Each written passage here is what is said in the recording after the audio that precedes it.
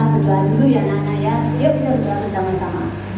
Selamat pagi Tuhan Yesus, terima kasih untuk kesempatan yang Tuhan berikan kepada kami, di mana kami boleh mengikuti ibadah ini walaupun hanya melalui HP ataupun yang lainnya.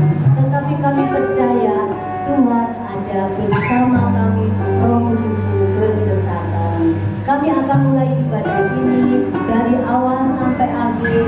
Kami percaya Tuhan menyertai kami. Dalam nama Tuhan Yesus kami berdoa dan mengucap syukur. Amin. Yuk, kita akan angkat lagu Aku Anak Tuhan. Zaman sekarang.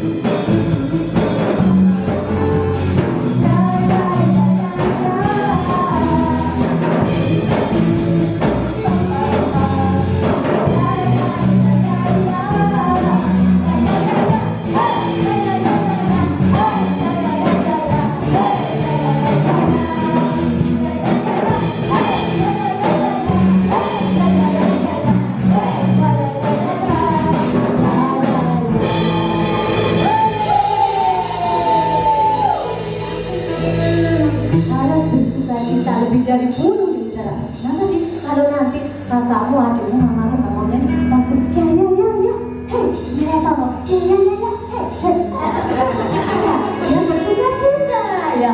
Biarpun apa yang terjadi, kita harus tetap bersuka cita karena Tuhan ada bersama kita, akan selalu menjadi andalan kita.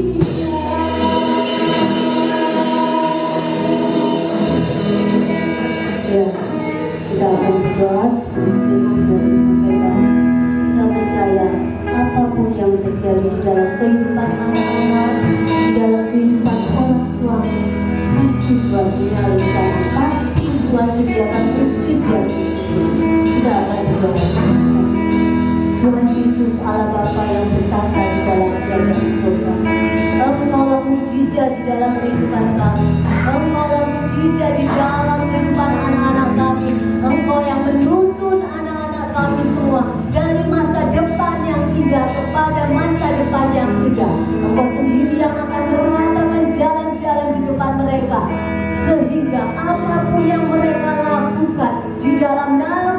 Yesus itu akan berhasil. Engkau menjadikan anak-anakmu, generasi ini adalah generasi pemenang bagi Indonesia, generasi pemenang bagi kemuliaan Tuhan. Terima kasih Tuhan, terima kasih. Sebentar firman Tuhan akan disampaikan. Biarlah Tuhan itu akan bertumbuh dan berbuah di dalam kehidupan mereka, di dalam kehidupan kami sambut firman hanya di dalam nama Tuhan Yesus Kristus, Juru Selamat dan Kekasih jiwa kami. Amin. Shalom, selamat pagi semuanya. Ketemu lagi di ibadah sekolah minggu online ya. Sebelum kita mulai ibadah pada pagi hari ini, yang mau menyiapkan alat-alat tulisnya, Alkitabnya, ya disiapkan dulu.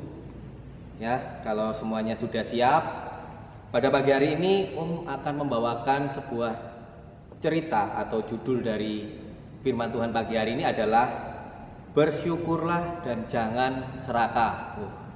Ini ya judulnya sangat bagus ya. Jadi bersyukurlah dan jangan serakah. Apa sih maksudnya bersyukurlah dan jangan serakah? Ya, padahal nih sering kali kita lihat dalam kehidupan kita sehari-hari ya. Nah, ada sebuah contoh ilustrasi yang paling gampang kita mengerti ya. Jadi ada pada saat seseorang mengendarai sepeda motor ya, dia berhenti di lampu merah karena waktu itu lampunya sedang nyala merah dan kita pasti diwajibkan untuk berhenti ya. Pada saat dia berhenti di lampu merah, di sebelahnya itu ada seseorang memakai mobil sport ya, kita ambillah mobil-mobil kayak Ferrari ya contohnya. Ya, dia ada berhenti di sampingnya. Dan dia berkata seperti ini. Kapan ya aku bisa punya mobil seperti itu? Enak, nggak kehujanan, nggak kepanasan, ya, bisa dibuat gaya kayak gitu ya. Nah, padahal dia nggak sadar bahwasanya di samping dia itu ada seseorang lain yang memakai sepeda goes ya, sepeda goes, dan dia juga melihat ke arahnya dia dan berkata seperti itu juga. Enak ya bisa pakai motor, nggak capek, sedangkan aku setiap hari harus goes sepeda dengan jarak jauh, belum lagi capek ya, belum lagi berkeringat, bau, kena sinar matahari ya. Di sampingnya dia tanpa sadar di situ juga ada seseorang yang berjalan kaki ya. Dia melihat ke sampingnya dan di situ dia tahu ada seseorang pakai sepeda goes dan dia berkata seperti ini. Enak ya punya sepeda, nggak capek, aku setiap hari harus jalan ya, belum lagi jaraknya jauh. Kalau aku punya sepeda aku pasti bisa pergi kemana-mana. Lah, dari situ kita belajar kenapa mereka tidak bersyukur padahal Tuhan sudah memberikan apa yang mereka butuhkan, bukan apa yang mereka inginkan ya. Tuhan mengajarkan kepada kita bahwasanya kita harus selalu bersyukur dengan apa yang Tuhan berikan ya, karena Tuhan memberikan kepada kita itu bukan apa yang sesuai dengan apa yang kita inginkan, tapi apa yang kita butuhkan ya. Seperti contoh kita kepingin, Tuhan aku kepingin punya sepeda supaya aku ke sekolah bisa naik sepeda bareng sama teman-teman ya, seperti itu. Tapi nyatanya Tuhan malah memberikan kita tas. Loh Tuhan, kok aku malah dikasih tas, padahal aku kepinginnya punya sepeda. Ya, di situ bahwasanya Tuhan menunjukkan, Tuhan memberikan kepada kita tentang apa yang kita butuhkan. Tuhan tahu padahal tas kita sudah sobek, ya, talinya sudah banyak yang sudah mulai mau putus. Ya, kita harusnya bersyukur karena apa? Tuhan memberikan apa yang kita butuhkan. Kita butuhnya apa? Tas, bukan sepeda. Kita minta sepeda karena apa? Karena kita ingin, bukan kita butuh. Ya, seperti itu ya adik-adik ya. Jadi banyak sekali yang harus kita tahu tentang bersyukur ya. Karena bersyukur itu sebenarnya adalah hal yang kecil tapi sangat sulit kita lakukan ya. Karena godaannya yang besar ya, godaannya yang banyak ya. Sebagai contoh dalam Alkitab ya, di Alkitab itu dituliskan ya, Tuhan memberikan contoh di 1 Tesalonika 5 ayat 18 ya. Om akan bacakan buat kalian ya. Di sini dikatakan bahwasanya mengucap syukurlah dalam segala hal, sebab itulah yang dikehendaki Allah di dalam Kristus Yesus bagi kamu. Nah, Tuhan sudah memerintahkan bahwasanya bersyukurlah. Bersyukurlah ya. Jadi kalau Tuhan memberikan hal kecil kepada kita dan kita bersyukur, secara otomatis Tuhan akan memberikan kita hal yang besar ya. Jadi apabila kita dipercayakan terhadap hal yang kecil, otomatis hal yang besar nantinya akan dipercayakan kepada kita. Sama seperti halnya kita bersyukur ya. Kita dapat tas, kita bersyukur, Tuhan akan perlahan-lahan akan memberikan sesuatu yang lebih besar sesuai dengan apa yang kita perlukan ya. Contoh dalam Alkitab ya. Di sini banyak pasti yang sudah tahu ya, kisah tentang salah satu murid Yesus ya. Ini yang terkadang banyak anak-anak yang sedikit melihat, aduh ini murid Yesus ini, murid Tuhan Yesus ini kok agak gimana ya. Siapa tahu namanya ya? Namanya adalah Yudas Iskariot ya. Pasti semuanya tahu ya. Disebutkan nama Yudas gitu aja sudah pasti tahu. Oh, ini murid Tuhan yang menjual Tuhan Yesus atau yang mengkhianati Tuhan Yesus ya. Semua pasti tahu ya ceritanya. Loh, terus apa hubungannya tentang bersyukur jangan serakah dengan kisah Yudas Iskariot ya? Nah, adik-adik mari kita pelajari apa sih sebenarnya yang dikasihkan contoh tentang kisah Yudas Iskariot ini ya. Di sini bahwasanya diceritakan ya, waktu itu Yudas Iskariot adalah seseorang yang dia punya keberuntungan. Keberuntungannya apa? Dia bisa mengikut Yesus, ya, bisa ikut Tuhan Yesus kemanapun dia bisa ikut, ya. Tuhan Yesus pergi kemana, dia selalu hadir di situ bersama murid-murid yang lainnya. Nah, suatu ketika, ya, Tuhan Yesus itu memberitakan suatu kebenaran. Akan tetapi tidak semua orang setuju dan senang dengan apa yang dilakukan Tuhan Yesus. Ya, nah, di sini ada sekelompok orang Farisi yang sangat benci dan tidak suka dengan apa yang dilakukan Tuhan Yesus pada waktu itu. Mereka punya rasa iri, dengki, dendam dan ingin membunuh Tuhan Yesus. Tapi mereka nggak tahu caranya, gimana ya supaya aku bisa membunuh Yesus, dengan cara apa? Aku juga nggak tahu ini ya, gimana ya. Mereka cari terus, mereka berusaha gimana supaya mendapatkan cara agar Tuhan Yesus bisa mereka habisi atau mereka bunuh. Nah, suatu ketika mereka menemukan suatu cara, mereka melihat Yudas ini adalah seorang murid yang dikategorikan dia itu cinta akan uang, ya. Ini ada kesempatan ini. Ayo kita temui si Yudas, ya. Jadi orang Farisi menemui Yudas dan mereka melakukan negosiasi, ya, pembicaraan, ya, dinego si Yudas. Hei Pak Yudas, aku punya penawaran buat kamu. Aku ingin mengadili gurumu Yesus. Apa kamu mau membantu aku? Nah, si Yudas ini bingung dia, ya. Gimana ya? Aku bantu nggak ya? Nah, karena Yudas ini punya sifat yang cinta akan uang, cinta akan dunia, sehingga dia akhirnya memutuskan, oke, baik, aku mau, tapi jangan sebut namaku pada saat engkau menangkap Yesus. Seperti itu ya. Akhirnya orang Farisi itu menawarkan, oke, kalau begitu aku kasih kamu 30 keping perak. Mau nggak kamu serahkan Yesus kepadaku, kepada kami orang Farisi? Ya, akhirnya Yudas menyanggupinya. Nah, setelah dari situ seperti yang kalian tahu ceritanya, Tuhan Yesus ditangkap, ya, dan diadili sampai terjadilah penyaliban. Dan tahu apa yang terjadi setelah itu? Ya, karena sifat dan sikap serakah, ya, karena cinta uang tadi dan tidak mau bersyukur, Yudas setiap hari dia mengalami hal-hal yang kurang enak di hati, ya. Jadi dia gelisah, dia selalu merasa bersalah, dia bingung, aku melakukan hal ini salah atau benar, ya. Jadi dia tidak menemukan sejahtera, dia tidak menemukan bahagia dalam hatinya, karena dia serakah itu tadi, ya. Jadi apa yang seharusnya bukan miliknya, dia paksa untuk menjadi miliknya, ya. Dan setelah terjadi seperti itu, lama-lama semakin hari, dan akhirnya Yudas memutuskan untuk bunuh diri, ya. Akhirnya Yudas gantung diri, ya. Kenapa dia gantung diri? Karena dia merasa bersalah, ya.